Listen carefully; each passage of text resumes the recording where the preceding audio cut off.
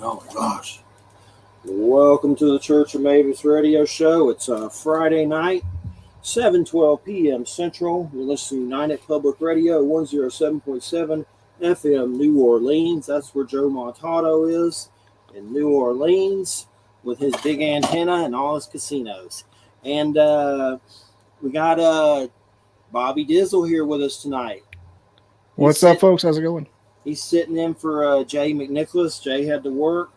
And last night, Wham, a.k.a. Carol Matthews, was on his show about executioner stuff. So where can people find that? BobbyDizzle.com if they want to listen? All the YouTube and audio links, iTunes and whatnot, BobbyDizzle.com. Nice. It's up and posted as we speak.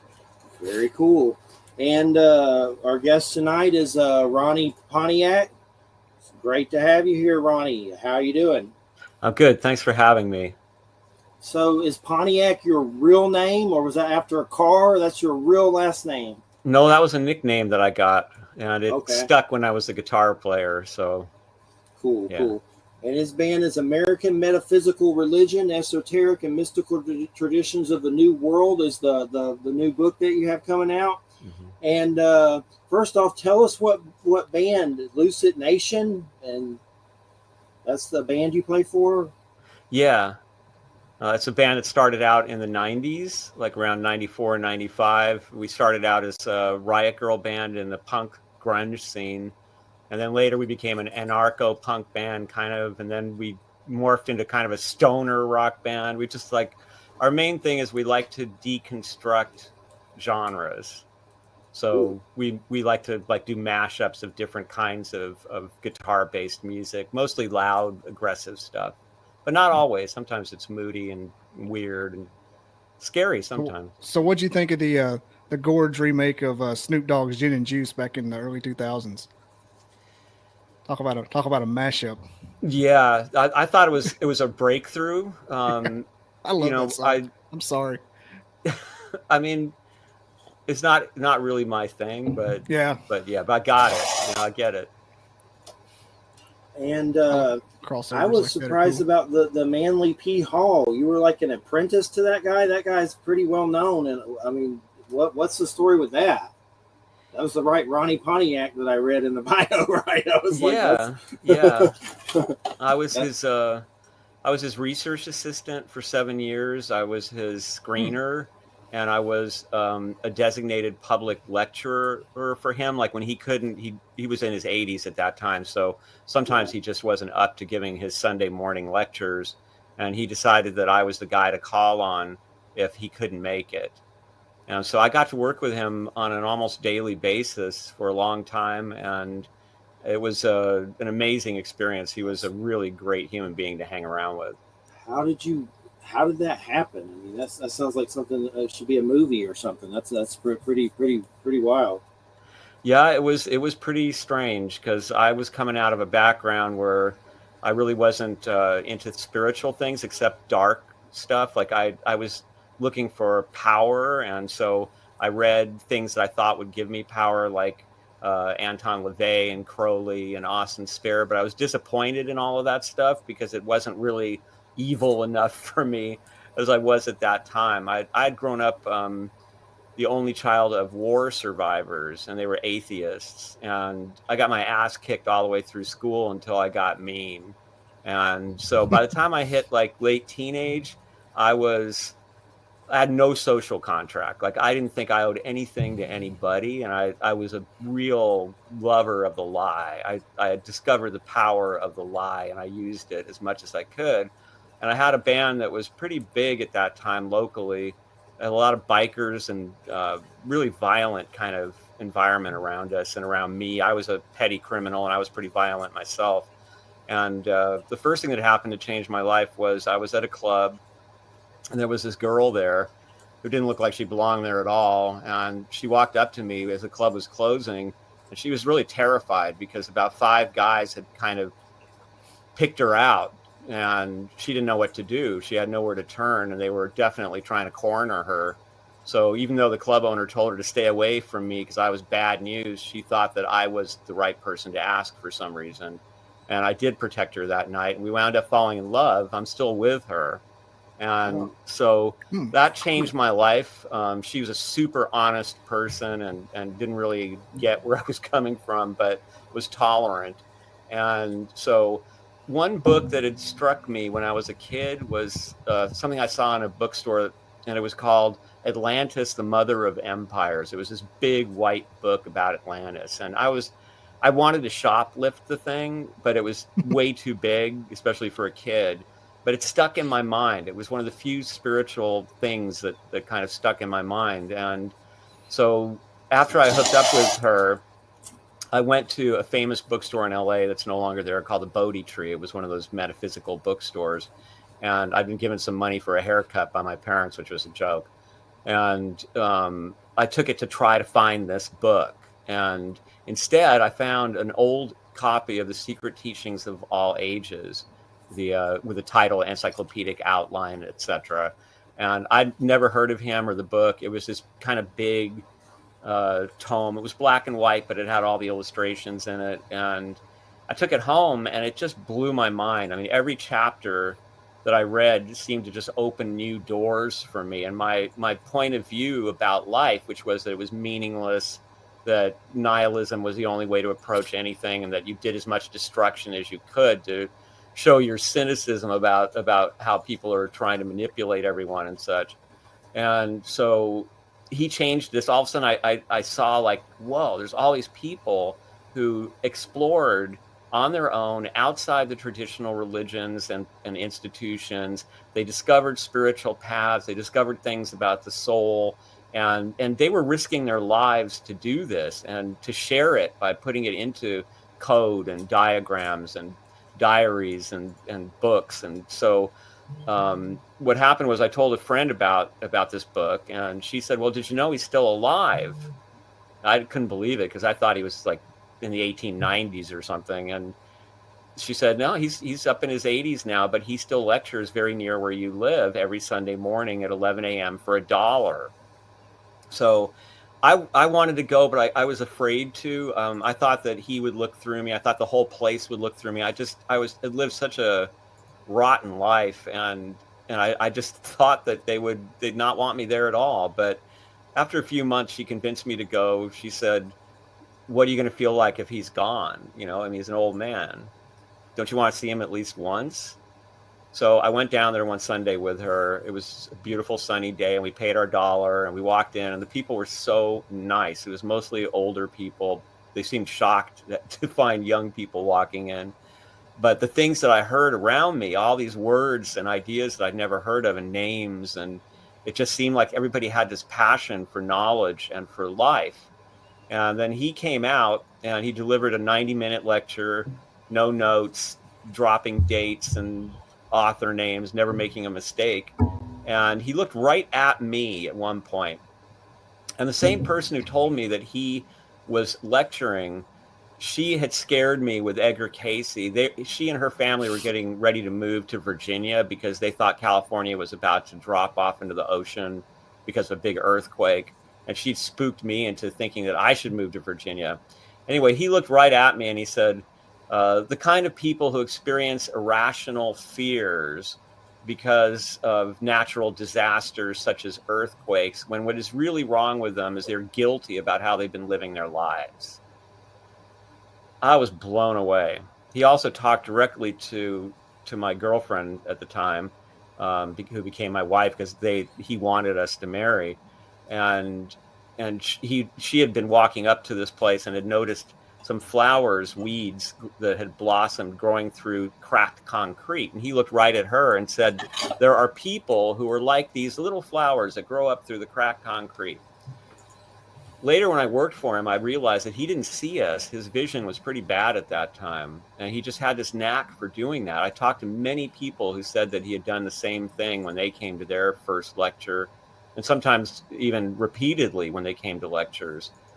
So I don't know what he was doing there. People said that he was psychic and he was channeling.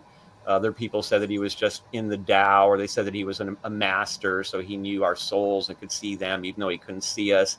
I really don't know what he was doing, but he was in the groove of something pretty amazing. And so I wanted to be part of his place and him and what he was doing and everything. So the next day, Tamara and I came down to try to get jobs or even to volunteer. And they liked her because she had office skills, but they didn't have anything for me. I was just a loser. And but they did ask, "Do you know anything about languages?" And so I had grown up around a family, all these war survivors who spoke many different languages, European languages. So I was familiar with them in a way. I mean, not really, but I at least had some kind of contact with these languages. So they took some notes, the secretary that was interviewing us, and we got a call. They offered Tamara a gig, and then they said that they were still looking for something for me. And I was not a cool person. I was like, hey, there's no way I'm staying home while you're working there. Screw them.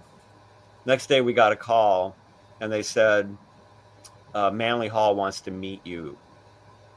And I was blown away. And so I went down there the next morning, and they showed me into his office, and there he was behind his beautifully carved, ornate Chinese desk, and he had a phalanx of women, these two old women on either side of him who were just giving me the skunk eye. But he was super friendly and sweet, and he said, "Come in and make yourself miserable," in this kind of W.C. Fields accent. and I sat down in the chair, and he had a pile of paper in front of him. He pushed it in front of me, and he said, "This is the galley of my alchemical bibliography." I mean, I had just read about alchemy in his book. I didn't know what a bibliography was. I didn't know what a galley was. He said, "I want you to work on this, and you will be my editor for finishing it." And I said, "I'm so sorry, but I am not equipped to do that. I think you've got me mixed up with somebody else." Mm-hmm. And he said, "No." He said, "I think you'll be fine." He said, "I'll help you do it, and you'll see, you'll be okay." And then he pushed it at me and said, "Go on, get started. Just go first to begin with, just do some proofreading and make sure spelling's okay. And then check and make sure that the measurements and other information about the title pages of the book and how many pages are accurate." Okay. So as I walk out, the vice president of the society, Pat Irvin, who was a veteran and ran the financial side of the place, she just grabbed it from me and said, "No, that was a mistake." And I said, "Thank you. Yeah, I can't do that, but I'm really honored, let him know." So I get home that afternoon, and there's another phone call, this time from his secretary. And she says, "You and Mr. Hall in his office at 9 a.m. Okay. So I showed up at 9 a.m. I walked in there. It was just him this time. And he said, "Sit down." The galley was still on his desk. And he said, "I really want you to do this. I am convinced that you will be able to do it. And I will help you. I will let you know what to do in the morning. I'll check your work in the afternoon. And for lunch, we can sit in the vault. And you can pick out the books that are in here. And you can ask me questions about them." Well, that was just incredible. I mean, what an offer. So basically, he opened his incredible collection of books and manuscripts to me. I was able to enter the vault whenever I wanted. And I had many lunches with him, sitting and just asking him questions about his various books and manuscripts, where he got them, what they meant. And he became a dear friend of mine and of Tamara's. He and Tamara, my girlfriend who became my wife, were very good friends and real pals. And he kind of became like a grandfather to us. And his wife, Marie, was like a grandmother. They would have us over for dinner. They would take us out to a restaurant and their favorite place after work and chat about what we'd been up to. And it was a beautiful, amazing experience. When did he pass away? He passed away in the late 90s. We had already left. After 7 years, he called me in and he said that he wanted us to leave because he could see that he was winding up his life, and so were the people that were running the place. And he didn't want a couple of young people like us, because we were still in our early, we were in our mid-20s at that point. And he didn't want us there when chaos broke loose, which it did. So he died about 2 or 3 years after we left, and we didn't really find out until about a year afterwards. And he was a Freemason. Did he ever try to get you involved in that or anything like that? How did he broach that topic? Yeah, we talked about it. He had interesting thoughts about it. I also was fortunate. One of the things that he did for me was he allowed me to listen to sit in his secretary's office with an open door and listen to his counseling of various people, which is what led to me being his screener. And he would counsel Freemasons and talk to them about interesting things, usually about how they had achieved enough consciousness that they could die consciously and not swoon into forgetfulness, or just really interesting questions like that. He talked to me about joining Freemasonry. I was kind of interested. I actually got a letter from him that I still have, in which he said that I was a good person and he recommended me. I was proud to get that. But then I found out that there were the way that women were treated. And also I had a good friend who was his audio engineer and his driver, an amazing guitar player who'd worked for Lena Horne and all kinds of amazing musicians. And his name was Art Johnson, great guitar player. And so he couldn't become a member because he had polio as a kid and he wore a leg brace, and they weren't allowing people to take membership who couldn't navigate the rituals. And the whole thing just kind of gave me the willies at that point. And I did lecture at several Freemasonic halls, and I found them to be really nice people. I became friendly with a couple people who were 33-degree Masons, who were so different from what one usually thinks of when we hear that. I mean, they were just really down to earth, kind of sweet people, at least the ones that I met.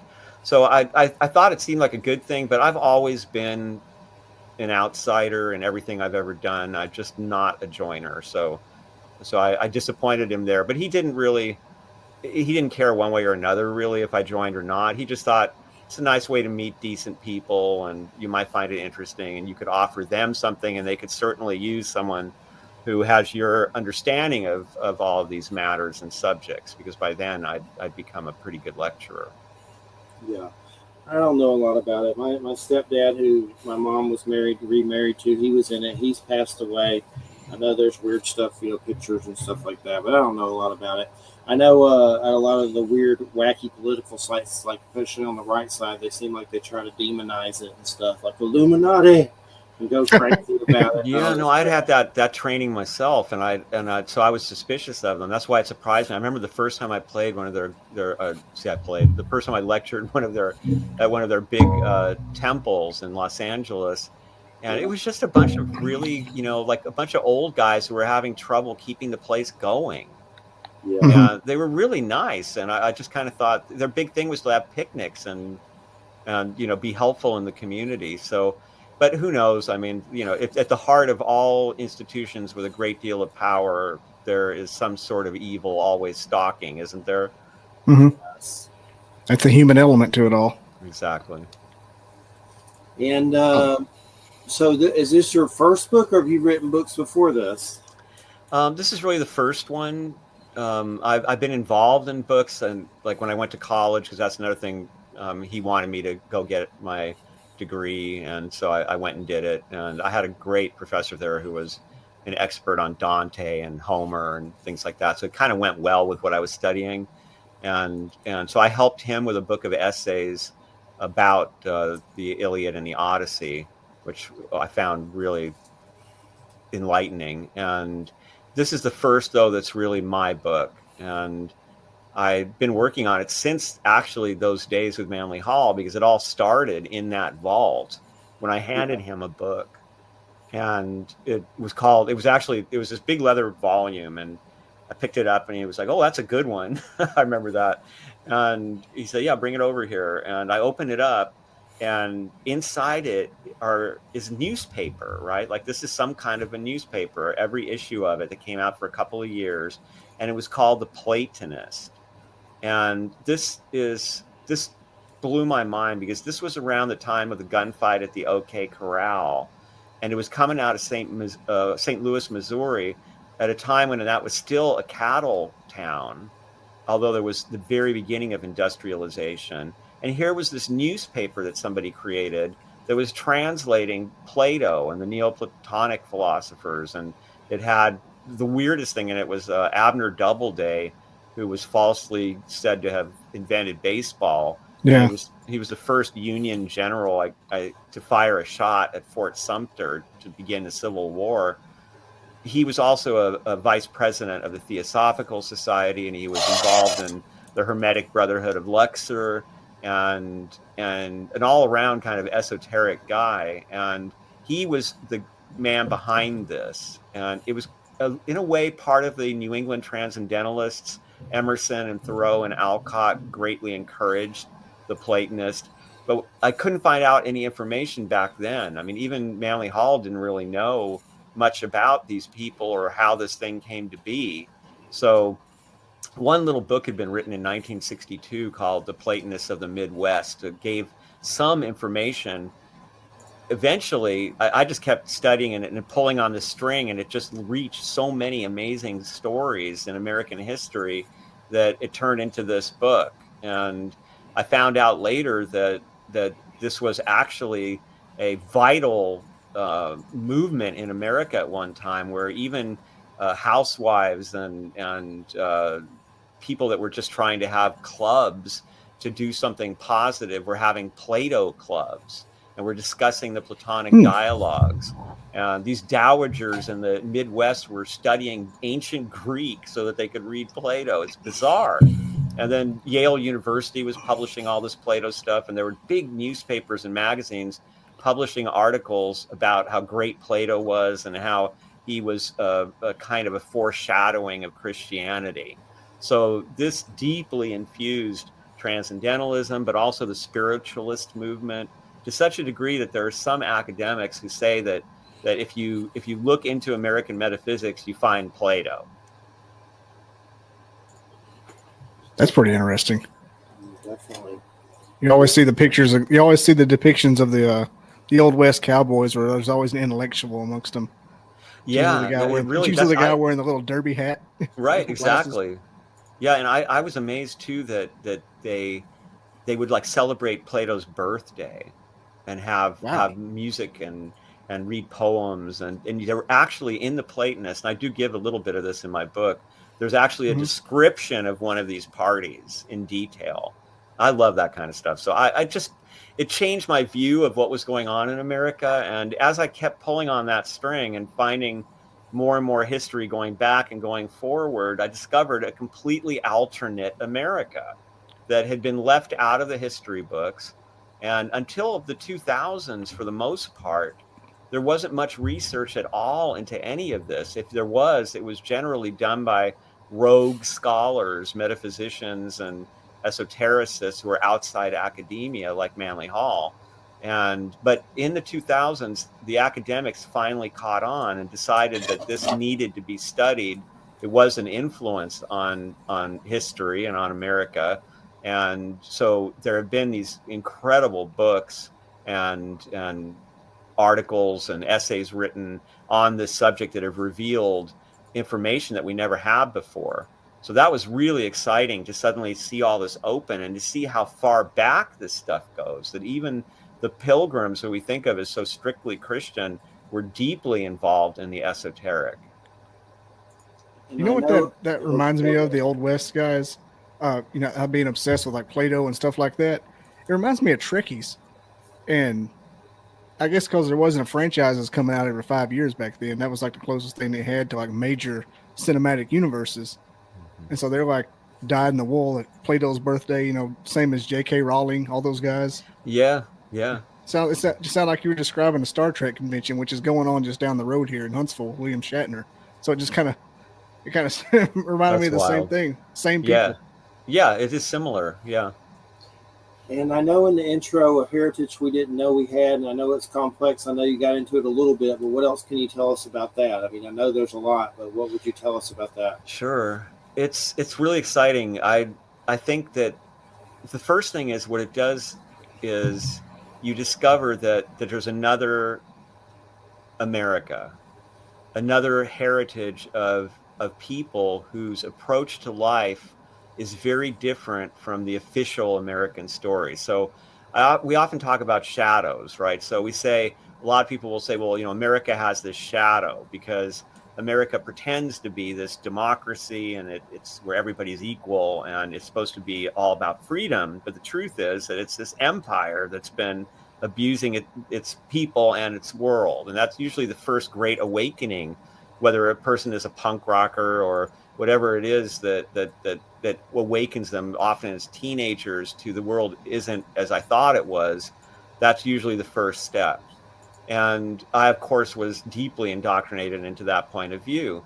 And in doing this research, I suddenly discovered that there was a shadow, another shadow for America. And that this shadow, well, I'll give you an example, was typified by somebody who they called the pagan pilgrim. His name was Thomas Morton. And essentially what was going on was when the pilgrims first got out here and they established a colony, back home in England, we had this civil war brewing between the Puritans and what used to be called the Cavaliers or the Royalists. And they were very different kinds of people. The Puritans were very strict. They didn't approve of laughter, or you weren't allowed to drink. You weren't even allowed to run. You were supposed to always walk at a measured pace. Everything was very controlled by the authorities involved in religion. The Cavaliers loved to drink.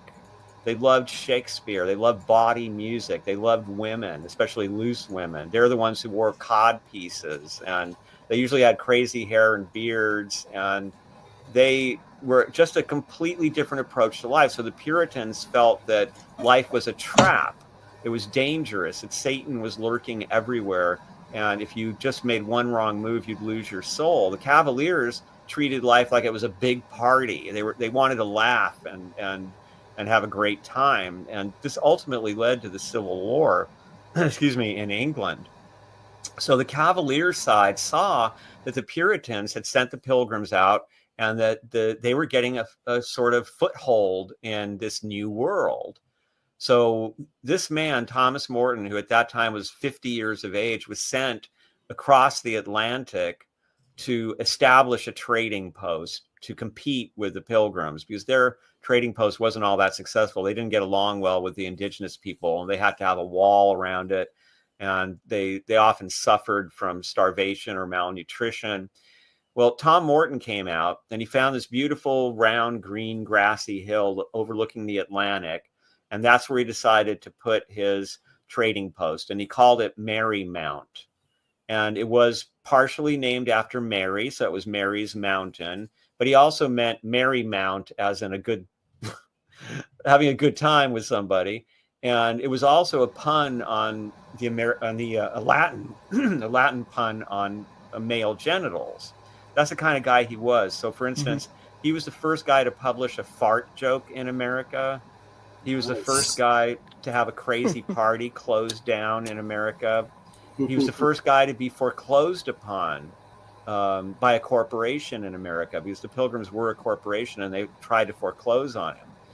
And so his trading post was a great success. The indigenous people loved him. They didn't need any walls. He treated everybody fairly. He was fascinated with them, their dreams, their religious beliefs. He studied the various kinds of waters and the springs in the area, which the native people said had different qualities, such as some made you sleepy, some made you dream very strongly, some were good for sick people. There was one that bubbled up through crystals. He was fascinated with the beauty of America and the lushness of it. And so he decided to celebrate by having a May Day. And he put up a big yellow pine maypole, and they hung ribbons on it. And he wrote this bawdy poem that he had read out loud. And they had music, and he invited everybody, pirates, trappers, indigenous people, even the Pilgrims. None of them showed up. But it was a great party. Everybody got along beautifully. And there was this feeling of unity amid the diversity. And it really threatened the Pilgrims. They described it as a wild party where there was fornication and drunkenness. But Morton said that actually he found that the indigenous women were more moral than the ladies back home in England in general. And so he was trying to say that this community, this trading post that he had developed, could be the future of America, that everyone could get along, that you would all find ways to interact and to support each other. He was selling guns to some of the tribes. He said to help them defend themselves from stronger tribes that were taking advantage of tribes that had been decimated by the diseases brought over by the colonists. And so the Pilgrims said that he was selling the indigenous people guns to use against the Pilgrims. And that's what they went back to claim in the courts in England. And they arrested him several times. They treated him horribly. They tried to starve him to death. They marooned him on an island with almost no supplies. They sent him on the longest possible boat journey home, hoping that he would die. And he didn't. He kept fighting, but ultimately, of course, they won. And he did write about it, and his book is pretty amazing. It gives us such a different view of the Pilgrims, who he describes some very savage actions and also inexplicable things, like when they had him prisoner. It was during winter and they were out of food. They were afraid to go into the wilderness, so he offered to go out and hunt for them, and they made him swear that he would come back, and he did. He got a bunch of food, he brought it back for them, but he didn't bring enough for everybody. He couldn't, so they didn't let the poor eat. And he said, well, let me go out and hunt for them. And they said no. He just couldn't. He's so horrified by that they were willing to let the poor potentially starve rather than let him go out and get food for them. He didn't get it. And he often said that they were surrounded by the most fertile land and animals everywhere, just perfect hunting ground. And they were too frightened of the wilderness and too superstitious about demons and about Satan to even really survive out there. He even tried to teach them how to build better buildings, because they kept building stuff that would basically get rained on and wash away. And he told them, you got to put lime in there. If you put lime in there, it'll resist that, it'll harden. And they didn't believe him because they thought that he was an evil person and that it was some sort of a trick he was trying to pull. He had bad nicknames for them, like Captain Shrimp and such. What's his name again? What's his name? Tom Morton. Okay, Tom Morton. The Pagan Pilgrim. And he's one of my favorite American characters. And to me, he just sounds so American, right? The fart jokes, the big party, everybody's allowed, everybody come in. And I just think, wow, it's like we could have been celebrating May Day, like with a big maypole. And and he's just the beginning of it, because then as you jump forward, you find people like John Winthrop the Younger, who was the son of John Winthrop the Elder, who was the first governor of Massachusetts Bay Colony. So when we think about those pilgrims, we think, wow, okay, they are Christian. But here's the weird thing about them. John Winthrop the Younger was actually really into the esoteric. And when he was a young man, he traveled in Europe looking for Rosicrucians. And he was disappointed that he couldn't find anyone that he thought was a real Rosicrucian. So he decided to live his life according to what he thought were the Rosicrucian principles. He was an avid alchemist. And when he moved to America following his father to the colony, he had these big crates full of alchemical equipment, and they were marked with John Dee's Monus Hieroglyphica, one of the most famous occult symbols. And in fact, he owned a considerable portion of John Dee's library, which was probably the most famous occult library in the United Kingdom at that time. And so in America, eventually John Winthrop moved out of the Massachusetts Bay Colony and became the governor of the Connecticut territory. And in that territory, he was famous for being an alchemical doctor. And he actually organized groups of women to diagnose the main illnesses that people were afflicted with in that area. And he gave them these color-coded packets of medicines that he concocted through alchemy, which were said to be very effective. And so what the weirder still is that Cotton Mather, another person that we think of as this very strict Christian and who was involved in the whole tragedy that occurred in Salem with the witches. Mm-hmm. When he wrote a eulogy for John Winthrop the Younger, who was a good friend of his, referred to him as Hermes Christianus, which is to say the Christian Hermes. And whether this is Hermes, the Greek god, or it's Hermes Trismegistus, thrice greatest Hermes, who is one of the great philosophical roots of the Western esoteric tradition, it's a very weird thing for a Christian to say, that this person I admired so much was the Christian Hermes. Hermes representing the greatest wisdom of the pagan world. So this was right in the heart of the Pilgrim Society, and was clearly acceptable. I mean, his father didn't disown him or anything like that. And we also see that when, for instance, Harvard and Yale were first made into colleges, were first organized, that they had alchemical labs, and that many of the early presidents were alchemists. And there was one early president of Yale who had run into an itinerant Kabbalah teacher who had traveled around the world and came to the American colonies to check them out, and who taught him quite a bit about Kabbalah. And he was so impressed about it that he gave a speech in which he suggested that all the colleges in America, there were just a handful at the time, should teach Kabbalah. So those are just a couple of examples. And we can go the other way and look at, for instance, the Shakers and the Quakers, who were very early colonists and who brought with them really trance channeling and the attempts to communicate with the dead that became such a big American tradition. Hey, I was just looking at your book on Amazon, the reviews on it, just reading them. And Don Webb, he was just on my show, Don Webb. I'm friends with Don Webb. I just said, cool. Don Webb, there he is. He was just talking about his newest book. But yeah, your book's great, and I love this kind of information, mostly because it's a lot of stuff I don't know, and then it's unique subject matter that we don't normally have on the show. But maybe once in a while something, like I've done something on Rosicrucians and stuff a little bit, but it's a unique subject matter. And one thing I want to tell you, I want to get into this one. You can talk about whatever you like. We can definitely talk about the Shakers, but I noticed this Thomas Harriot, America's First Evil Genius. So of course, that I was like, got to hear that one. But one thing I wanted to tell you, just to give you a summary of why we do this show. Okay. And because I think you'll dig it and really understand it, is when I was 17, I've told this story so many times, like, oh, I got to tell it again. I had testicular cancer and had to go through chemo. And I lost one when I woke up from exploratory surgery. So we took one, and you got to go through chemo. And of course, I'm fine now. But that was at 17. A few years later, my dad passed away.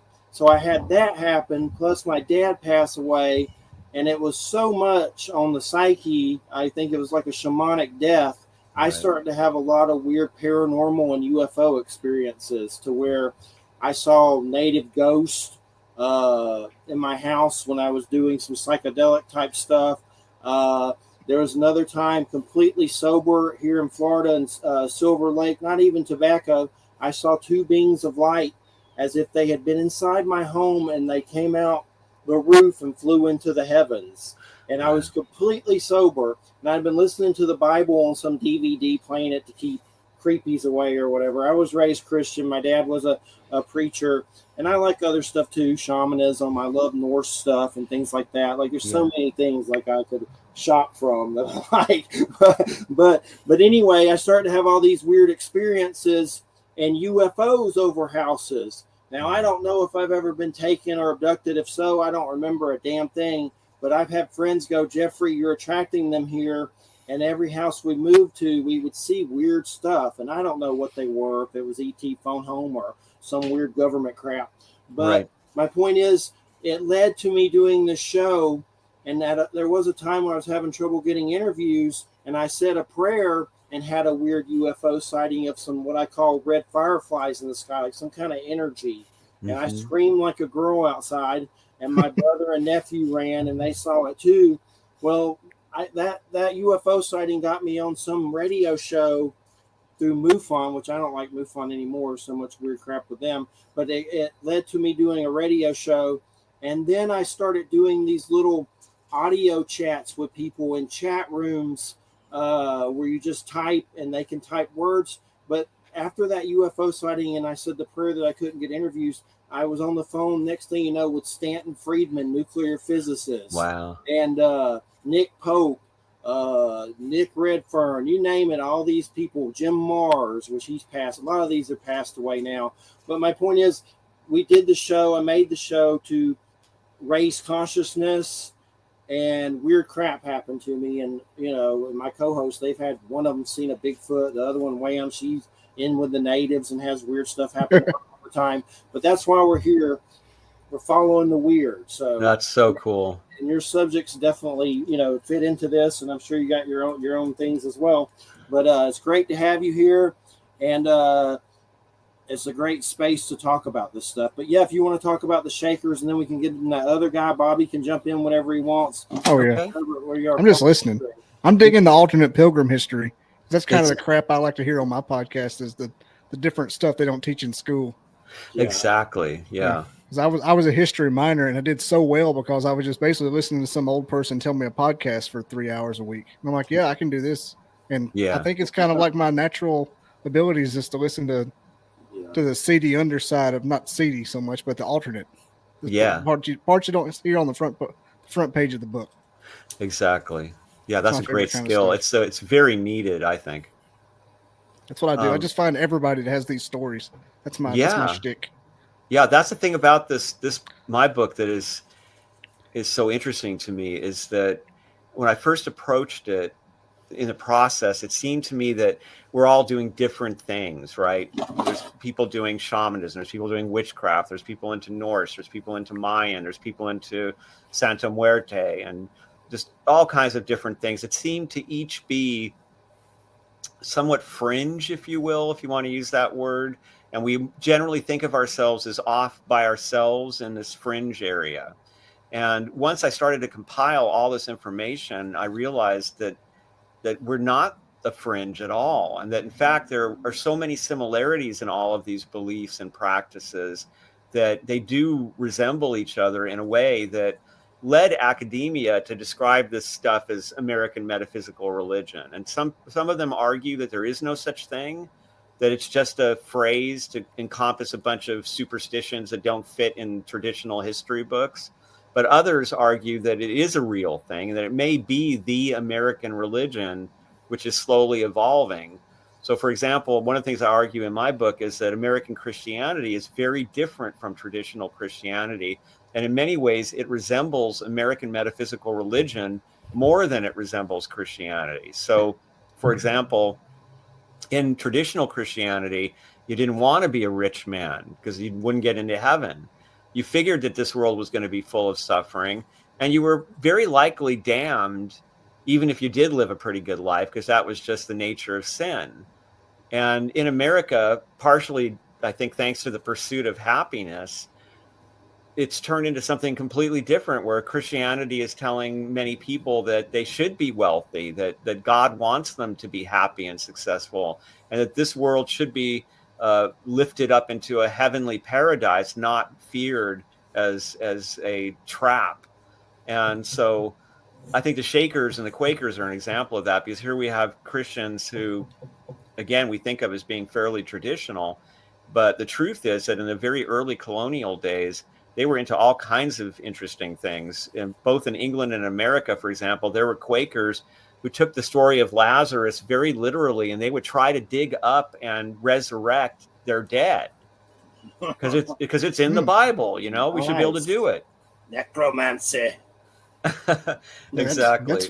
That's reading. That's called reading it wrong. There, that's not what happened at all. Yeah, exactly. And then the Shakers had a famous incident very early in American history where some of their young women heard heavenly music, and they fell into trance, and they were called sleeping prophets, just like Edgar Cayce was called the sleeping prophet in the 20s and 30s. And so this kind of spiritualist interest in communicating with the dead, or having information that's provided from spiritual sources has been a American preoccupation since very early on. Now, Thomas Harriot, the evil genius, kind of an ironic title for him, he was part of Walter Raleigh's circle and was part of something that Raleigh had called the School of Night. And Raleigh was the classic cavalier. They loved to get together and drink. They loved to experiment with alchemy.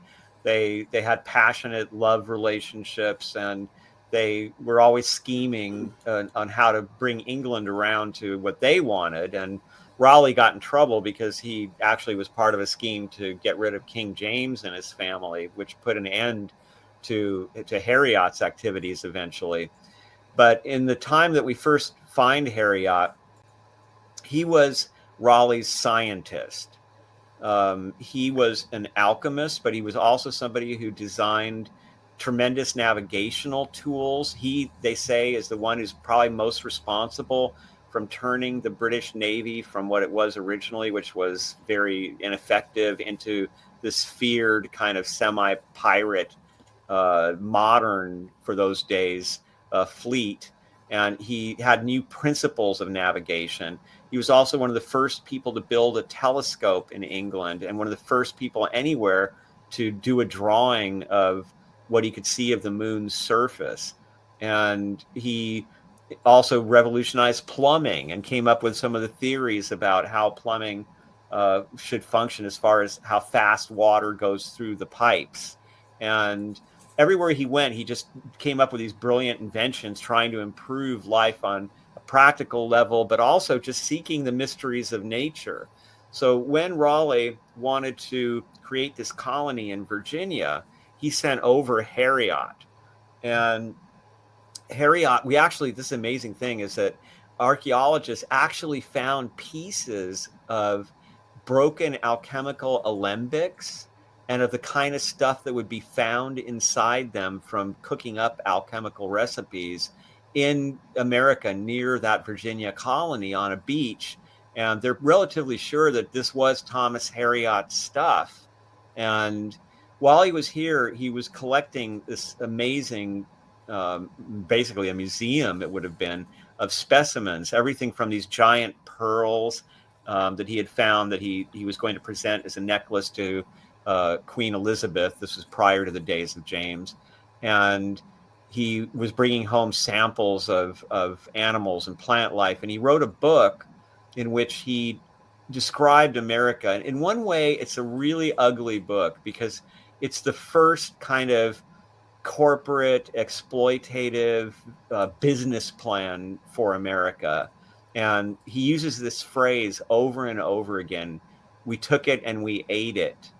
And they ate some weird animals and some weird stuff that like people generally don't eat, but he would describe something and say, oh, they have these huge otters and we took it and we ate it. And so you can't help but read it and think, well, here it is. Here is the future of America arriving in the person of this fellow. And he's trying to convince England back home to spend a lot of money on this because we can really use all these resources and just exploit them. He also, however, was sensitive enough to realize that the indigenous people were in some ways living a superior lifestyle in harmony with nature, that their senses were superior. He pointed out, for example, that he knew one native who could see a ship out at sea a mile further than any person that he had come with from Europe. And he pointed out that they had great family lives, that they treated the elderly well, that they were very kind to their children, and that they didn't need to have walls and police because they shared everything. And so he wondered, maybe this is in some ways a better lifestyle. And even wondering that was a really bad idea in those days. When he came back to America, bringing tobacco with him, by the way, and Raleigh was a big tobacco smoker, and so was Thomas Harriot. And so they all got together in Walter Raleigh's beautiful mansion on the Thames, and they were inventing things and trying to figure out what the native languages were and how to take indigenous words and put them into English writing, and just really a kind of hotbed of experimentation and thought. But the problem was that around them were religious fanatics, and eventually there were attacks on Raleigh and on the School of Night based on accusations about things like, oh, you know what they did? They rolled up tobacco in pages of the Bible. Or Walter Raleigh said that he thought that the miracles that Thomas Harriot were capable of were better than anything that Moses did in the Bible. This was just loudmouth, cavalier, drunken, joking, and talking. But these were terrible, sinful things to say, satanic things to say to the authorities. And so they wound up putting a bunch of them into the Tower. And obviously Raleigh was eventually beheaded, but more because he'd become involved in this plot against James. Harriot was under the protection of a guy who was called the Wizard Earl, and who was very deeply interested in esoteric ideas. And so Harriot lived with him under his protection for a little while, helping out with plumbing and things like that, and helping him with his alchemical and astronomical experiments, and helping him with his studies of the esoteric. And then they came after Harriot, and they put him on trial and accused him of being an evil genius.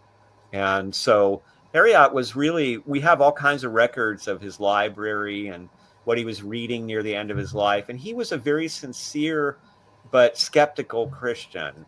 He wanted to read everything and to come to his own conclusions. And he had arguments, and he got in trouble, by the way, for this. One of the things that he said was, well, I don't see any way that an angel could communicate with a human being, because they don't have the same apparatus that we do. They don't have, how will we apprehend them? We don't have the senses for that. It doesn't make sense to me scientifically. Well, that was a very bad thing to say. Unfortunately for him, I don't know which, he developed skin cancer basically on his nose, and people made fun of it. They said, that's what he gets for putting his nose into things that God didn't intend for us to understand. And he died from that. And so he was actually somewhat forgotten. And to this day, there are huge piles of paper in museums in England and collections that have never been collated or examined of his work. And some of it was recently looked at, and they found that his mathematics was so advanced that the people that had published some of his work later had messed it up. And they saw that he had actually provided some of the first steps in terms of binary numbers that would lead to computer science. So he was brilliant. I say in the book that he was like a Silicon Valley guy, like this incredible inventor, programmer, tech wizard who was born way too early. Definitely very interesting for sure. I've heard the story of the nose cancer before.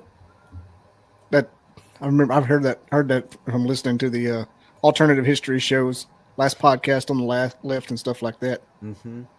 Oh, Stuff's just coming back to me that you're saying. Like, I've heard this before. Yeah. I get buried in that kind of information. I hear all kinds of stuff. Yeah, I do too. I'm already found things that, there were so many more things than could be put in the book, unfortunately, and we had to choose because the book is huge.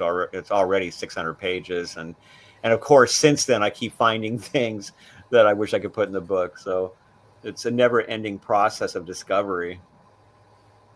When I first read Evil Genius, I thought of H.H. Holmes, which I wish I didn't do that. He gives me creeps. So we've done shows on H.H. Holmes, and when I hear Evil Genius, he tries to haunt me.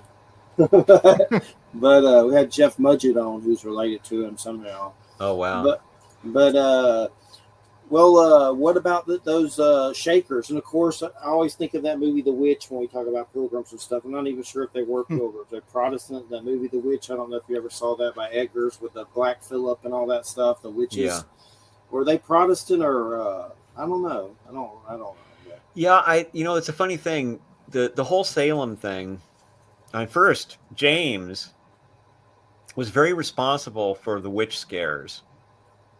When he was King of Scotland, he wrote a book and he passed a law in which he encouraged people to be afraid of witches. And he blamed, there was a small fleet of his ships that were sunk, and he didn't want to look like he was a king that was either didn't have God's grace on him, or that he was somehow inept.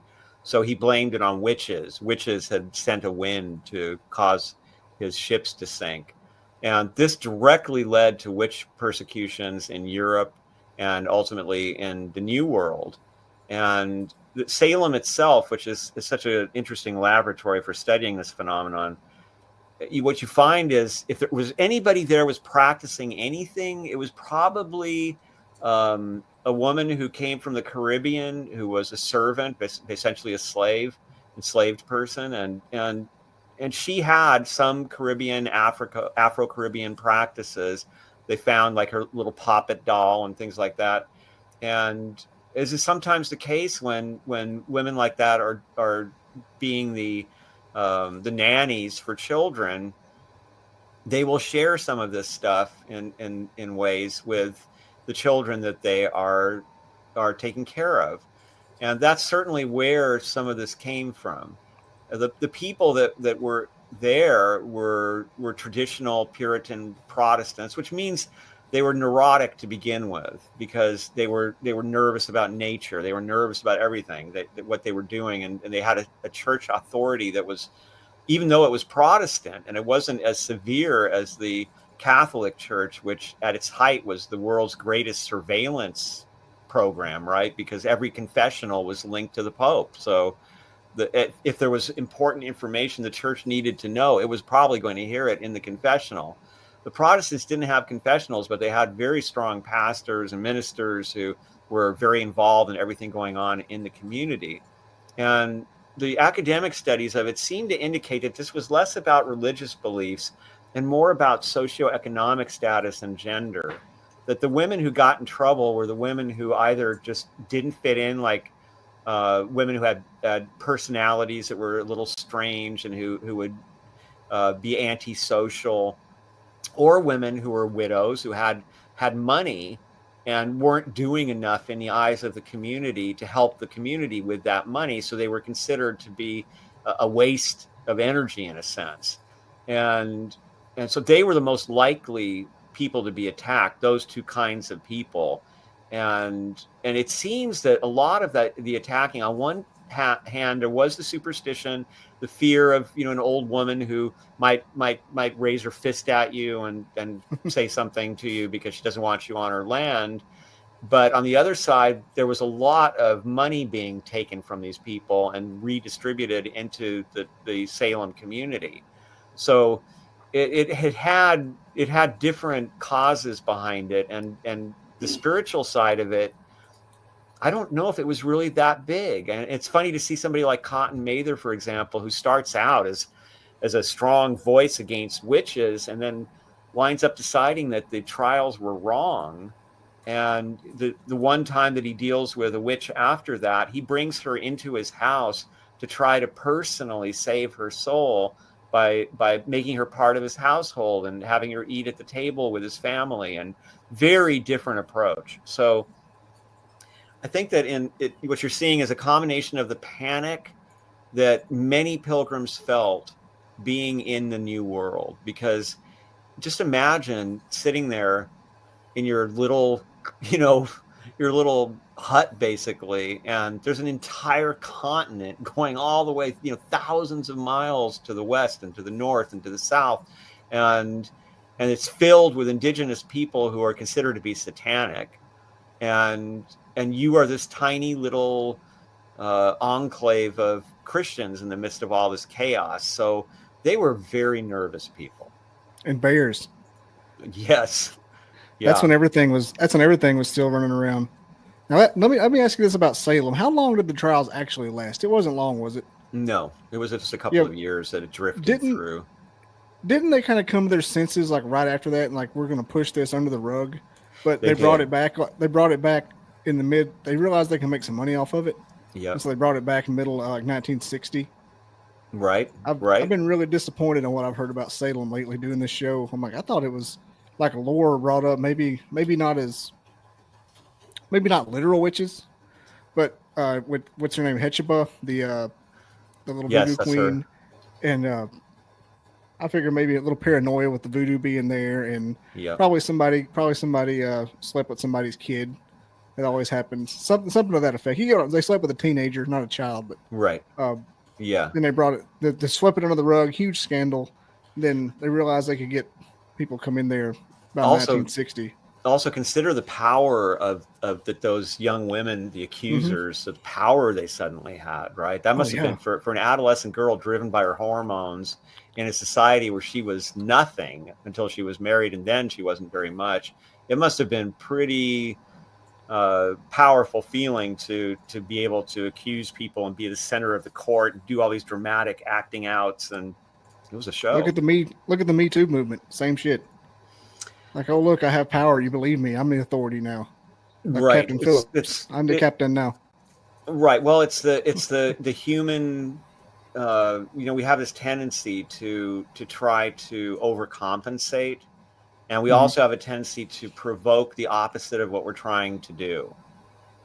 And so you see this all the time in American politics and the polarization of it. And you would think that by now they would figure out that when either side goes to an extreme, all they do is invoke the extreme from the other side Mm-hmm. and to Doesn't try help to at all. find, yeah, Like the old saying, if you attract what you fear, and if you yes, face something, it goes away.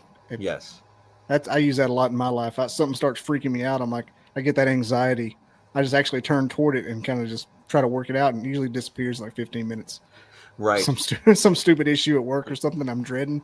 Oh, yeah, I know what Yeah, you're talking about. Yeah, I call that whack-a-mole. yeah. You turn toward it and I just start shotgun blasting emails. Whoever can help me with it, Yeah, start anything I can do just to cover it up, and it usually goes away, and it's nothing. And ruin exactly. my weekend for nothing. So Oh, yeah, yeah. No, it's the same principle. that's a common human predicament for all of us. Yep. Worrying doesn't help, and that's like my greatest trait is my ability to worry. It's my best characteristic. I saw one of the reviewers on Amazon was asking you, is everything a carnival deception? Is everything a carnival deception? Oh, wow. Not everything, I'm sure, but a lot of Well, I mean, there's several answers to that question. The first one would be yes, in the sense that it's all some great mystery that we're all involved in, and we don't quite know what's going on. We're trying to make sense out of it the best we can with language, and we're never really sure that we have made sense out of it. So in a way, it kind of all is, and if you use the word Maya, right, from the Eastern tradition, that it's all just this kind of magnificent illusion in which we try to learn. And so from that point of view, I would say maybe it is all a carnival deception. I don't know why that person thought that I thought that. I think that they took my humor as being cynical, because actually I find it all amazing, and I find wisdom in all of it. And one of the things that I point out in the book is that even among the frauds, and there were plenty of them that I talk about in the book, there were some brilliant ideas and some influence that they had that may have been a really positive influence on their time or on the future. And then the ones who didn't appear to have any fraud, they were just held up as these paragons of excellence. They tended to have clay feet too, and often the ones who meant the best did things that caused a lot of bad things to happen. So as I saw all this history forming together and how it rolled out like these in streams and rivulets and rivers out into the centuries of the American experience, I kind of fell in love with all of it, and I felt like it's all this beautiful, amazing display of experimentation and wisdom and also foolishness. But even within foolishness, there's learning, right? So sometimes being foolish is the best way to approach learning, to realize that we're ignorant. And in the Western tradition, particularly, we have the tradition of the founder of the Rosicrucians, the alleged founder, Christian Rosenkreuz, echoing Socrates, saying that, well, the only thing I really know is that I don't know anything. And that's a good baseline, right? I think. But I think that the book shows, I mean, there isn't anybody who gets away unscathed. I feel like so far I've been very fortunate that I haven't gotten more criticism, because all these lionized leaders were just human beings. And I do tell stories about them that maybe people who want to hold them up as somehow symbols of perfection take offense at or don't want to believe. But to me, that doesn't affect the wisdom. And let me give you an example of that. So there's a guy whose name was Phineas Quimby, and he was the father, in a sense, or even let's call him the grandfather of the mind cure and of new thought and the whole movement, ultimately culminating in Christian Science. And Mary Baker Eddy was actually one of his patients and learned everything that she put into Christian Science from Quimby. Well, Quimby was an uneducated guy, just a country kind of person, who had this epiphany involving his belief in Christ, which was that if you truly believe, then you can be healed. And the way you are healed is you have to be talked out of your belief in your illness. So an example of that would be somebody that he talked about who had a heart problem, a diagnosed heart problem. And he approached the guy and he said, well, when did this start? And the guy said, well, I was grasping at my breast pocket for my wallet and it wasn't there, and there had been a bunch of money in it. And then that's the first time I ever felt a pain in that area. And then he said, so then you went to a doctor, and the doctor did tests, and he decided that something was wrong with you, and he scared you, and he gave you medicines, and you thought about it all the time, and your whole family talked about it. And soon there was nothing but trying to organize how to live your life around this problem. And the guy was like, yes. And he said, it's all false. Before the light of Christ, it's all just shadows that stream away. And when he got to them, when he somehow reached into their souls with his words, there would be these spontaneous healings. And there were thousands of testimonials preserved. So he was held up as this figure of great purity, as this wonderful father figure of gentleness and of love for people. And then academia stuck its nose in there, and they discovered some disturbing things about this guy. One was that he really was famous for how he cussed. And the idea that he was this person who never thought anything bad was belied by people who left witness accounts of him cussing like what we would now say, cussing like a truck driver or like a Marine. And he was also credited for writing these books that became the Quimby manuscripts, is what they were called, but he couldn't write. And it seems that probably his faithful secretary actually wrote all the things that were ascribed to him. And maybe most disturbing, he not only tried to talk some of the more attractive women patients out of their the symptoms of their diseases, but he tried to talk them out of their corsets too. And there were situations where there were records of him having been very aggressive with women when he got alone with them. And so all that had been covered up by his followers. Now, having said that, he still had some brilliant ideas that make people think.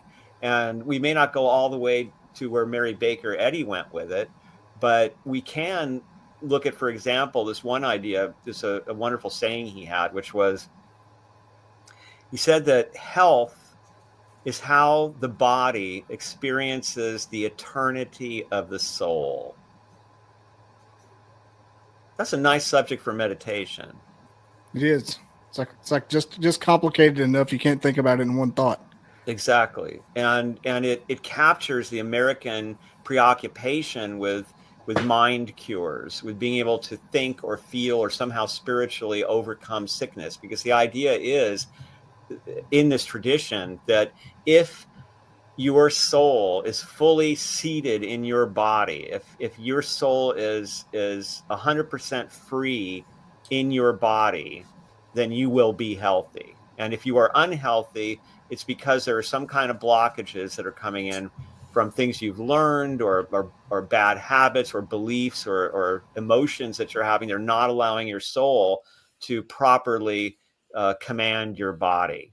And so this goes back to shamanism, right? This is the idea that if there's something wrong, it's because there's a blockage of some kind that might be caused by a spirit or by some evil action. And then you have to do something to clear that away. And so that's another strong tradition. But I like to use Quimby as an example of, he still had some really interesting ideas and some powerful kind of meditations that people can benefit from. But he wasn't a great guy. And I'm not sure that it matters whether he was a great guy or not. So going back to the question, I don't really think I don't think they're all frauds. I think there's a little fraud in everybody. I don't think any human being is completely free of some sort of self-interest or other qualities that maybe get in the way of being this paragon of spirituality. But on the other hand, I also think that all of them have worthwhile aspects. And that's part of the reason I wrote the book, was not just to tell their stories, including the darker side, but also there's a lot of quotes in it from people. There's just stuff, gems, that you would find. I'd be doing research and I'd find somebody said something and I would just go, wow, that's great. Okay, so let's make sure that's in the book so we can appreciate that this person came up with this great idea. And so there's a whole bunch of examples of people daring to live very independent lives, especially in a spiritual way, and a whole bunch of examples of different approaches to these subjects that cover almost any way you can imagine of wanting to experience spirituality, from the most alienated and dark to the most loving and light-filled. And it's like Americans have tried it all in our history. And yet most of us, I know when I was growing up, I always thought that you really didn't have any choices. It was monotheism. It was either, you either were Christian or Jewish or Muslim, or you had to go with the other side and go satanic or something, because what else was there? And the truth is that there is a world of possibilities out there, and America has been a laboratory for that. And I understand what you mean about the dark side. My dad died. I've read a lot of those kind of books, Ant LaVey and stuff. I never practiced it, but I read them. And then I got paranoid that I had the book and got rid of it. And then, I just had a Satanist on and interviewed him recently. He's an old co-host of mine, nicest guy ever.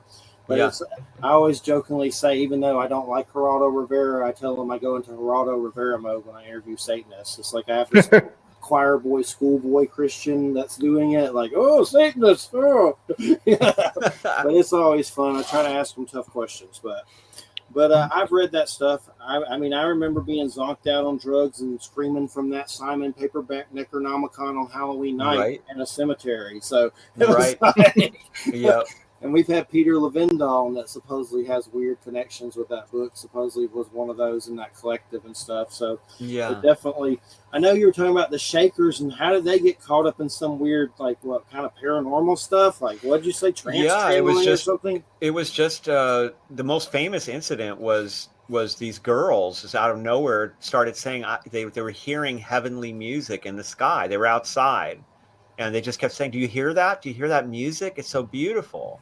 And the adults weren't hearing it. And the girls said it's getting louder, and then they passed out. So they were taken to their beds, and there they began to prophesy. And they were essentially talking to the community about the community's problems and giving guidance and relaying information from members of the community that had passed on.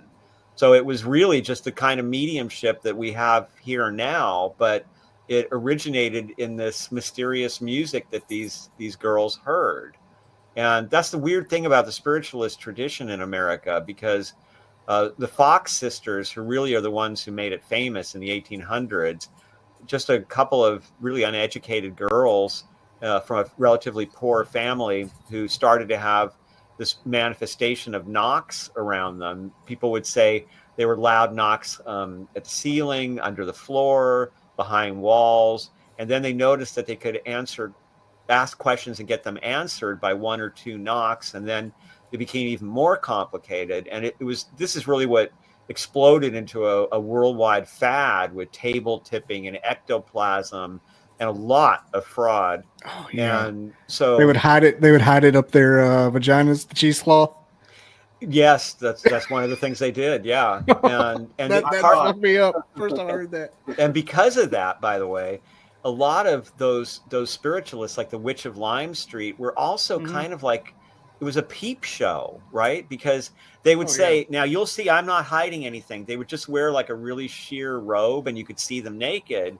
Well, that was a big thrill for some, guy that had the money to go see a medium. It was basically a way of going to a strip bar at a time when there weren't any. Hey, Harry Houdini shut that shit down. Yeah, he did a lot of work. He was very passionate about it. And it's funny because to such a degree, one of the things that I found was when he went after the Witch of Lime Street, it was really a tragic case in a way. Yeah. Did she kill herself? She basically drank herself to death. Yeah. She was somebody who was manipulated by her husband. It was an older man who was a doctor, and he seemed to have a combination of a real enthusiasm for spiritualism, but he also seemed to be into weird sex, and he was kind of a cuckold, I guess. And so they would hook up with like reporters and important people who would give these glowing reviews in the newspapers or in these scientific studies about the Witch of Lime Street.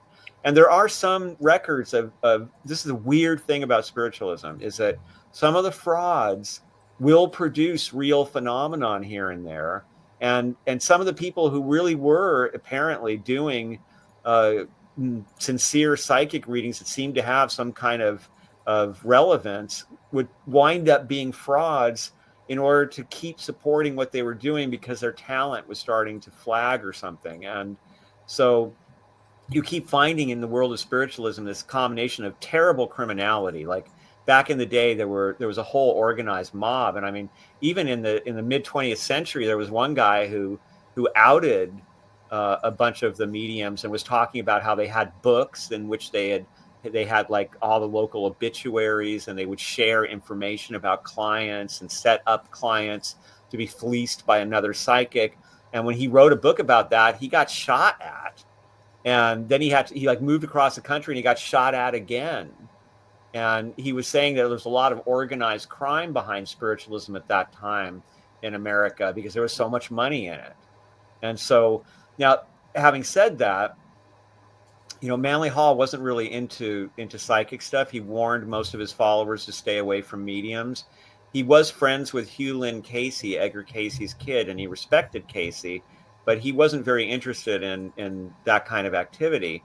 And I was approached while I worked for him by somebody who wanted to meet him, who had a friend who was a psychic, and he offered me a free reading to prove how good the guy was. And I didn't have to go there or anything, just stay at home.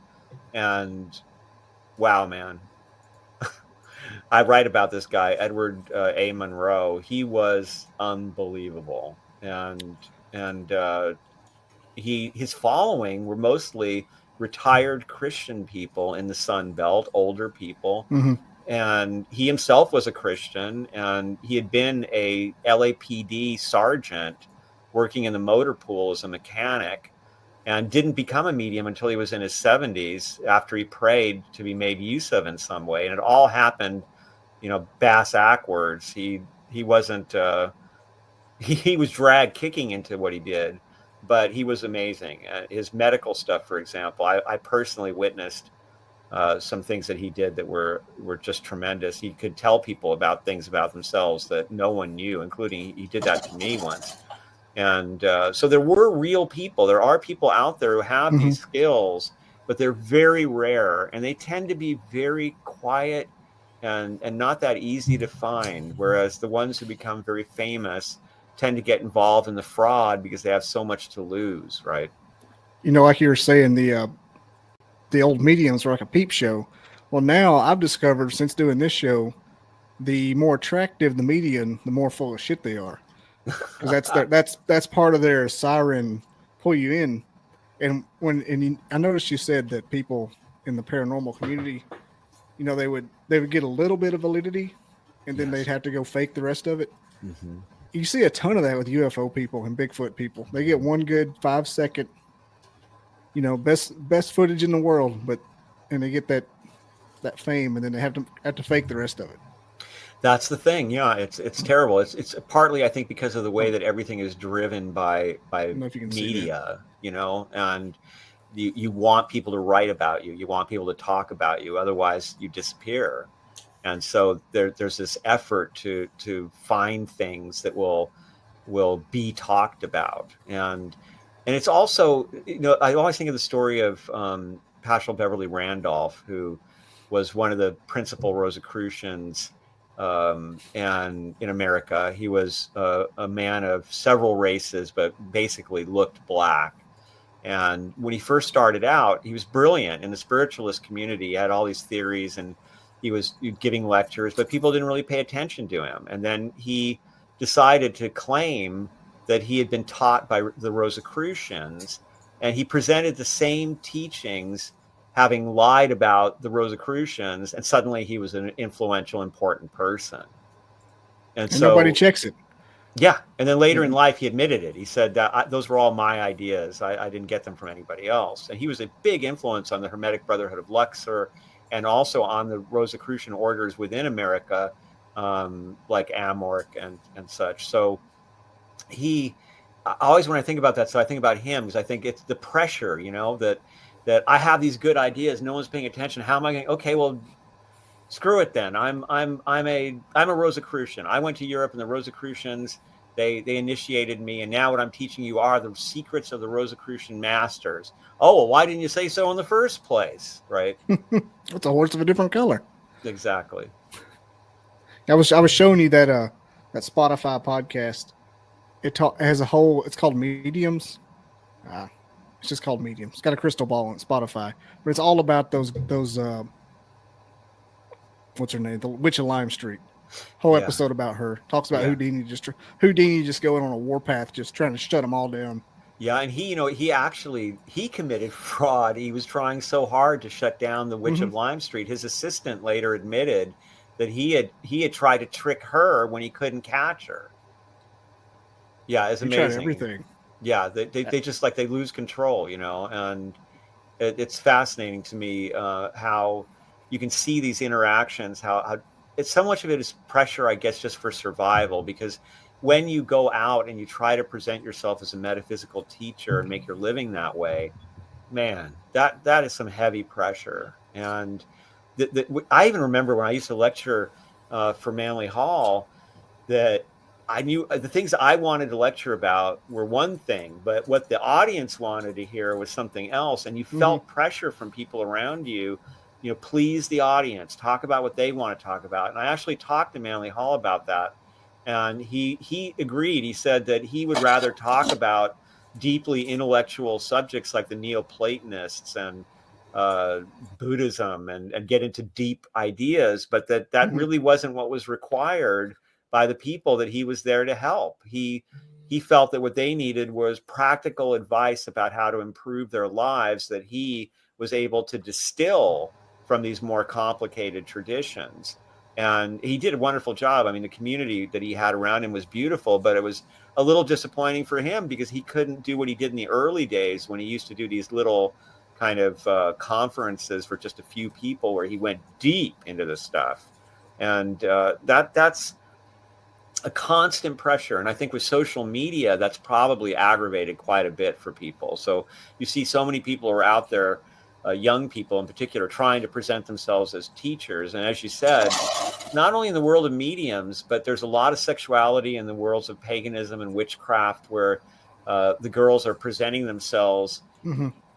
It's funny. It almost reminds me, since I come from the world of music, it reminds me of the old world of groupies almost, the way they dressed and stuff. And it's cool in a way because it's for them now. It's at least they're trying to make money off it, but it's not just to go serve some, fake ass rock star or something, but still it's a strange pressure to put on spirituality. And if you've been in this a long time, it takes a long time to really learn your way around this stuff. And we never really finish. It's something that we're always doing is learning, but some of the most ineffable experiences involved in spirituality escape words. And There are so many people. I just saw a guy the other day who, a pretty famous writer, I won't out him, who got well known writing about things like psychedelics and altered states of consciousness and the relation to the Mayans and things like that. And he got really into the occult, and he's doing this big workshop for people. And he said, "Oh, I've just read all these books," and he listed all these books that he's read in the last couple months to do this thing. And I just thought, wow, that's nice. You can share the information that you read, but you got to live this stuff. To really be able to share something, you got to live it. You can't almost just sounded read like about it. almost sounded like old backcountry guy. What was his name? Hunter S. Thompson. He's Gonzo. It almost sounded like you're talking about him for a minute. You made me think of someone, but I'm not going to say their name. Last name starts with a P, but I'm not going to say it. I could be wrong, but that may be it. But I know he does the Mayan stuff. It doesn't matter. But one that disappointed me, a teacher that was kind of cool that I found out was kind of a jerk, was Carlos Castaneda. Did you ever come across any of that? There's a book called The Sorcerer's Apprentice. I interviewed her. Was it Amy Wallace, Irvin Wallace's daughter? I interviewed her about all that abuse, and I found out about him through Wayne Dyer. Reading about Carlos Castaneda, which Wayne Dyer passed. That still pisses me off. As much as he railed against that stuff, that really sucked. But there's an amazing book coming out, by the way, called, I think this year, called American Trickster. That UCLA's putting out. That finally is going to reveal all the detail about the fraud and what was really going on with him. But he's another good example of that, because despite that, I talked to so many people whose lives were positively changed by his writing, even though most of it was made up. I mean, once the anthropologists really got into the Yaqui culture, they found that what Castaneda was writing about wasn't part of Yaqui culture. So did he invent it? Was it a combination of things? No one really knows. But despite that, I still run into people who have been deeply influenced by him. And even though they know now that he was a fraud, they say, but I learned so much from those books. So it's really interesting. Good. That's what's so crazy. They were great. Yeah. Yeah. Robert Marshall is the guy I believe you're talking about doing the Castaneda's Sinister Legacy. I found something about. I was trying to find that is correct. Yeah, it's now Roberta Marshall, I believe. Oh, okay. Yeah, it has an A like in a little. Okay, I got you. Yeah, and that's going to be a great book, man. I've seen some little bits in here and there of things he's written, and I think it's going to be just great. And I think that also the whole idea of the American trickster is so much the American tradition. I think my book is filled with American tricksters, and you never know what they're going to do next. I freaking love Coyote and all that stuff. I get into that. I love it. Those folklore, anything like trickster. Love it. Love it. Yeah, and those experiences are so inexplicable. I'll tell you, for example, I'll tell you my coyote story. I've always had a thing with them. I grew up in an area where there were a lot of coyotes, and there was a lot of trouble between people and coyotes, but they always were really cool with me. Rattlesnakes were always really cool with me too. And I could always go right by their territories, and we just kind of look at each other, hey, and it was no problem. And I later became friends with John Trudell, who was a great indigenous poet and an activist. He was part of the American Indian movement occupation of Alcatraz back in the day in the 60s, 70s. And he was I was working on a script, because sometimes I would script doctor, and I was working on a script about, it's not worth going into, but let's say there was a character in it whose name was going to be Coyote, and the director wanted John to play Coyote. And he was really into it. He loved Coyote. So I thought that was great. And we became friends. We had some incredible discussions. The guy was a genius. I mean, his brilliant about what's going on in the world and how to kind of, just to give you one brief example, he used to always say that everything that's thrown at us is made to make us afraid or angry, and it's made to stop us from having clarity.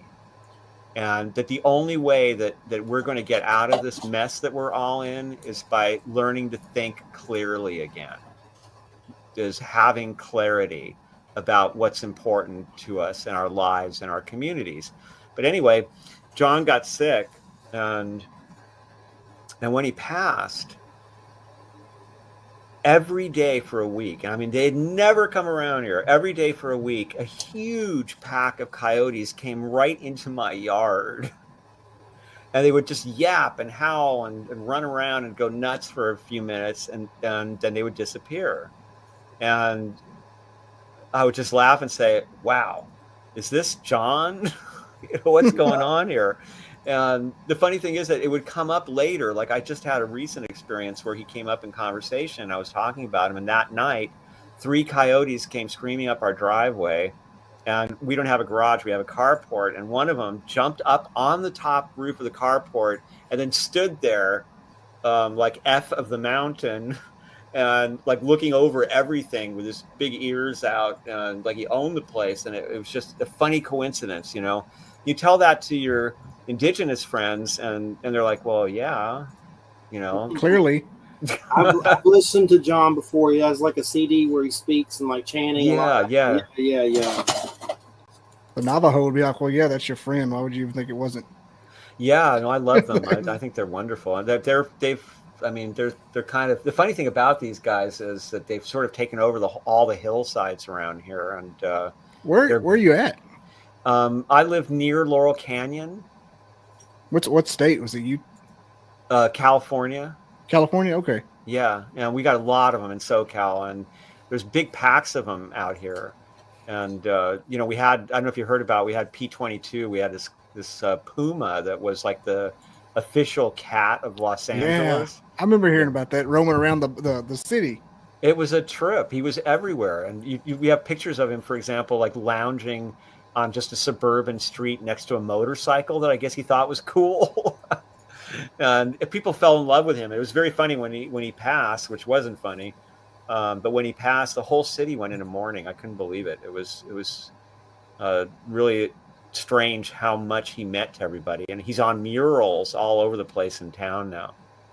Yeah, for some reason that just unlocked a core memory. I think I got obsessed with that for a day or two. I think I started following him really heavy for like a week back when it was going down. He was a beautiful cat, really gorgeous, and survived crossing freeways to get here, and set himself up in Griffith Park, which is where Manly Hall set himself up to. And it was nice too, because you know, when he passed, at first they were going to stuff him and put him in the museum, and then they were going to do a big monument, but they actually let the local indigenous tribes do a private secret burial using their ceremonies. That makes more sense than the taxidermy. Yeah. That's kind of weird. I know, right? Yeah. I saw that weird, I saw a cocaine bear, and I want to see that. But it's worth one watch, but there's over-the-top gore, which I can handle, but I kind of like mine more subtle. But that's like those Terrifier clown movies. Those are over the top, but I like them. But sometimes I don't think I'm ever going to watch that one again. But it was really, I liked it the first time, but it's just too much. But it reminded me a little of Sharknado. But exactly. There's a little documentary on Peacock that you can watch about the cocaine bear, like a documentary, the real story. Oh. Cocaine bear didn't kill anyone. He just did 4 grams of coke and croak from some crazy bastard. That's no. It happened right where you were raised. Yeah, in Georgia. That's where I'm from. Bud Mountain and all that stuff. Yeah. But anyway, Cocaine Bear never really killed anyone. He just got a hold of the shit and croaked. But in the movie, he's killing everybody. So it was such a good Cocaine Bear. It's such a train wreck.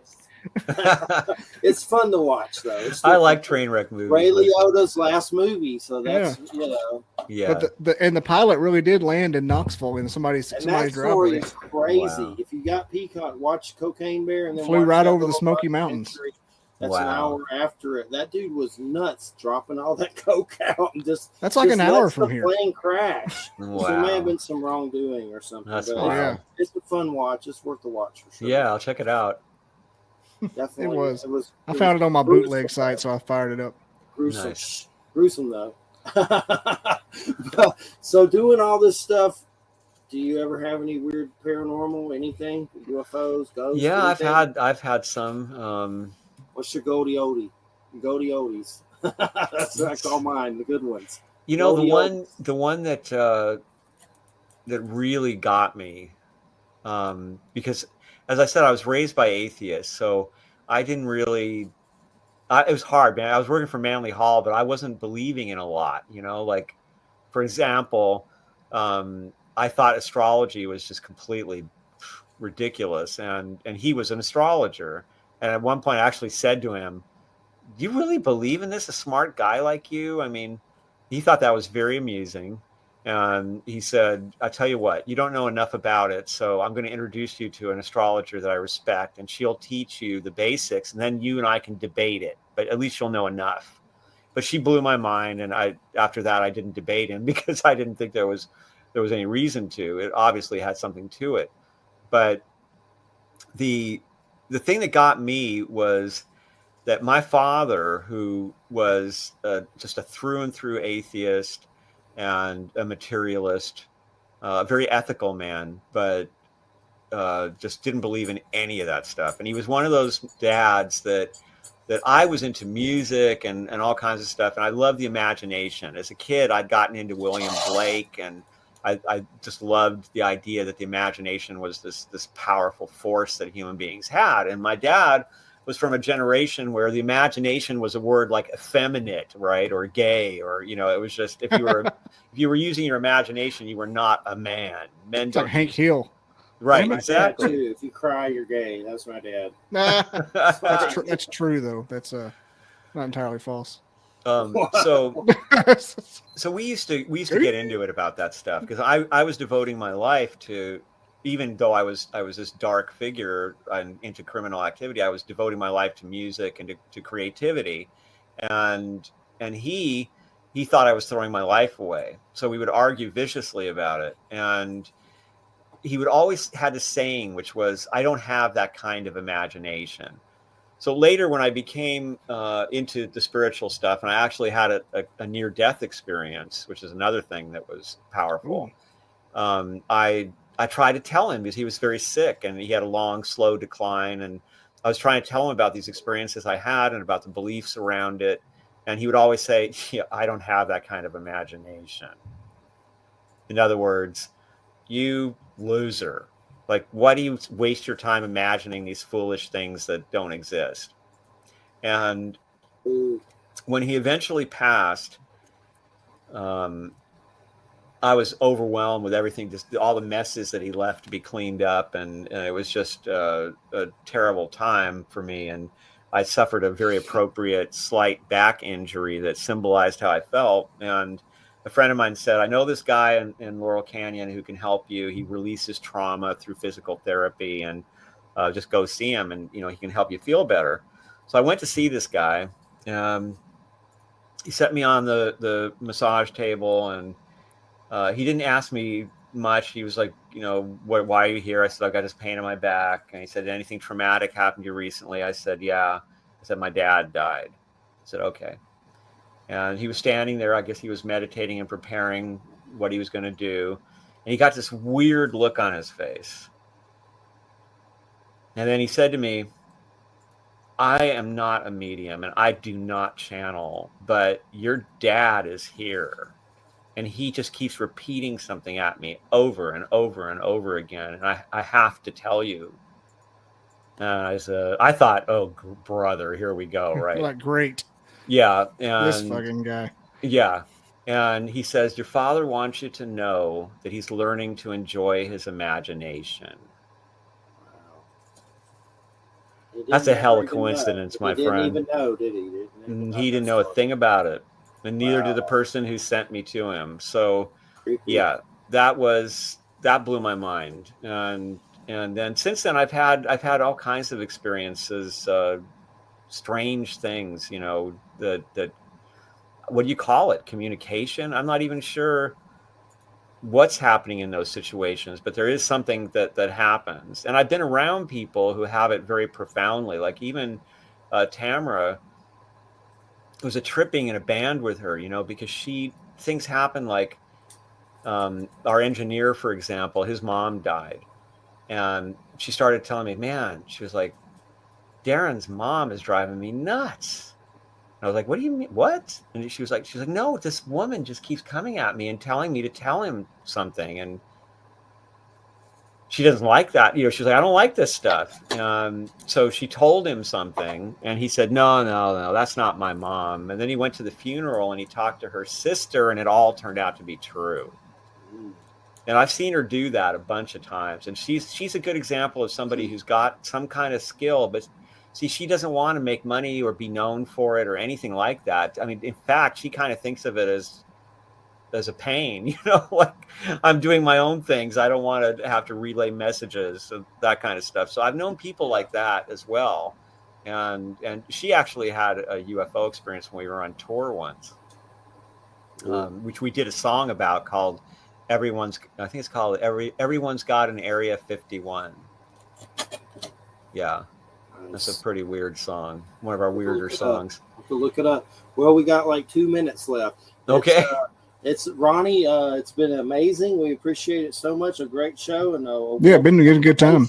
Yeah, I enjoyed it too. The book is American Metaphysical Religion, Esoteric and Mystical Traditions of the New World, Ronnie Pontiac. And thanks so much. Do you have a link or anything you want to give out? They can just Google Google Ronnie Pontiac, and you'll find films and music and writing and all kinds of stuff. Cool. Well, it's been great, and we appreciate it so much. And thanks to Bobby Dizzle. And no problem. Great show. Thanks so much. Thank you. I really like meeting you, Bobby and Jeffrey. Thanks so much. You too, man. Yeah. It's always fun talking about alternate stuff. Yeah, I hope we can swing back around sometime and continue our discussion. Yeah, Bobby can get you two on his sometime. He loves sure, I love it. And we'll get you back on. Keep me in the loop on future stuff. And I will. Usually, for sure, Inner Traditions, I've been working with them forever. So they usually. Okay, cool. Yeah, I have a book I co-wrote with Tamara coming out in August, actually, from them. So cool. We'll do that again with both of y'all. Y'all have a great weekend. Man. All right. Have a great one, everybody. Okay. Stay out of trouble, everybody. Keep on moshing with the apocalypse and watch out for Trumpagooches. Watch out for Trumpagooches. All right. Good night, everybody. Have a good night. Good night. Take care.